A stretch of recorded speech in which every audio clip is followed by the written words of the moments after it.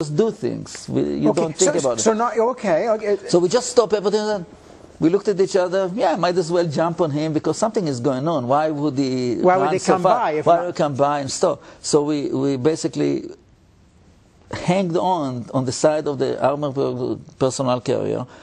He rolled into the strong point at exactly 2 in the afternoon. We did not have a chance to jump off, and the bombs came down. The Egyptian opened fire on the whole line of the Suez Canal. So for me, it was fate number 1. Suddenly someone is coming and pick us up. Which, by the way, those 4 soldiers on this armored personnel carrier also happened to be captured 3 days later. And they all came back to Israel. And us, the 3 from the unit, we designate them as our lifeguards. Yeah, but because they saved you. Exactly. And as lifeguards, like, you know, in the swimming pool, we all gave them a whistle? Whistles. So we gave them 4 different whistles. And they were our guys, because, like, what else would you give a present to a guy that saved your life? Yeah, there is no... It's incredible. So it was just a matter of honoring them for what they did. Absolutely. Yeah. And I need to take a little break here. We'll come back and continue the story in just a moment in time. We're talking to Aryeh Levy and his incredible story. This happened back in the 73 war. I mean, this is when it happened. I want to hear more about this, and I'm sure you do too, so stay with us. We're back with Aryeh Levy. Now, when you mentioned at 2 o'clock the bombardment began. I imagine artillery, was it? It was every artillery pieces that the Egyptian had, they used. It's hard to imagine. The sky that day was blue. From all the smoke? It started as blue, and then it became black, dark. It's sort of as like strong rain comes down. It was not water droplets, there were bombs. So goodness. we had to run real quick into the strong point, went down underground, and we sat there for about 6 hours while the constant bombardment on our head. Needless to say, we could not turn on our device because it was 3 kilometers outside of the office. And nobody gave us actually instruction. They said that we should not go out because A, the bombardment, B, the Egyptians start crossing the... So after the bombardment, they began moving across with their units. Right. And slowly we realized, like the commander of the strong point decided to get a few of us out to some observation points in that particular strong point. And when we came out, quite a few hours later, we looked and there were countless of Egyptians that crossed the Suez Canal already. If you remember in 1973, the Suez Canal, it's about 160 kilometers long. Yes. There were only about 23 Israeli strong points. Every one of them was manned by a maximum of 30 to 40 soldiers. Some places were only day strong points, so they were evacuated at night. They were not staying there. They moved to another one. So there were maybe altogether about 400 to 450 Israeli soldiers manning 160 kilometers. The Egyptian came across with quite a few 100,000 of soldiers and equipment.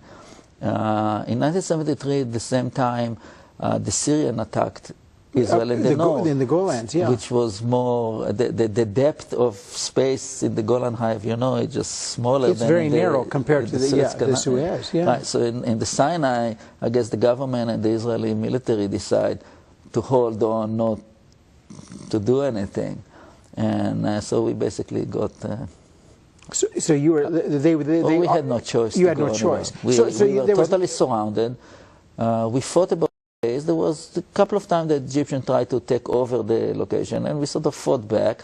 But on the 3rd day, which would be September 9th in the morning, we basically ran out of ammunition. We had nothing. And when I say, as a soldier, when you say we had nothing, I mean 0, not even 1 bullet in 1 little gun.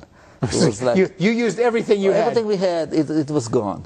At that time, we all converged. There were about 34 of us in that strong point. on convert to the main bunker, and we begged the Israeli army to bomb our position. Bunker. In other words, please take us out of here. Yeah, bomb our location and clear us out with the Egyptian around us.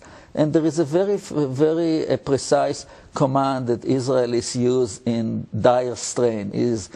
You basically ask for, please bomb our position, which sort of sounds better in Hebrew, but it sounds exactly that. Just bomb our position. And we had to beg for it.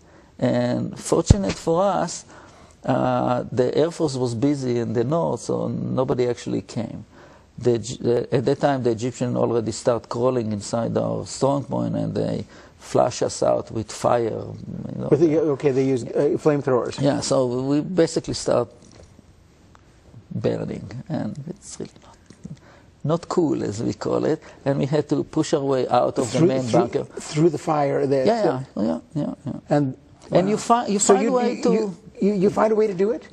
Well, yeah. A, you have no choice. B, some of us had gas mask, but a few of us had not. Like we came in, we had no gas mask assigned. No, because you weren't part of the group there. But you find things, like I had a water canteen, so you pour part of the water out and you suck the air from the canteen, so then it clears the air of the smoke. It's things that you sort of learn very quickly when your life depends on it. So we start getting out of the bunker, and to our amazement, and that's sort of, again, fate number 2. Fate number 1 was the armored carrier coming by. That's right. Number 2 for us, and for all of us in that particular strong point, when we came out, the Egyptians did not shoot us. In the other strong point that Israel surrendered, the Egyptian shot them as shot they came most of them. They kept the one. For us, when we came out, and most of the people that came out from the same strong point called Matzmed, when we came out, we clearly remember an old Egyptian soldier with a broomstick beating up his soldier not to shoot us. And we all gave him a name, because when we came back, you don't know who he is. You don't introduce yourself. You raise your hand, and it's really not funny. So, and it's quite stressful information. And you're scared to your life. They are trying to, poke you with they got bayonets right there. Tried, but our armor protection stopped it, and the old Egyptian man with the stick. And this guy we actually named as our Gabriel, the angel, my angel. Exactly. Absolutely. That's incredible. That's the name. That's you gave the old Egyptian with the broomstick. That's right. And as far as I know, that was him. That was it. Absolutely. You know what it may have been. We'll need to take a break. I want to come back and continue the story. What a fascinating... Who knows? Was it Gabriel? Was it Gabriel? We'll be back with Adia right after this. We're back with Adia Levi, and just telling about the second miracle. I mean, the miracle 1, and you call it that the armored carrier would be there to grab hold of you just at that time, because you did not have a bunker to hide in. No, you were exposed out there. Totally. Yeah, we were 3 soldiers walking around 3 kilometers outside on Egyptian ramp, close to the water, fixing our own thing and starting to walk back when there is nobody around. And suddenly this car, the armored personnel. Yeah, no wonder. Okay, so now when you're surrendering and you have your hands up, you're walking out of the bunker, and you're very vulnerable. It's one of the most difficult things for a soldier to do. It's unimaginable, because the emotion that runs in your head, they're still your enemy. And you have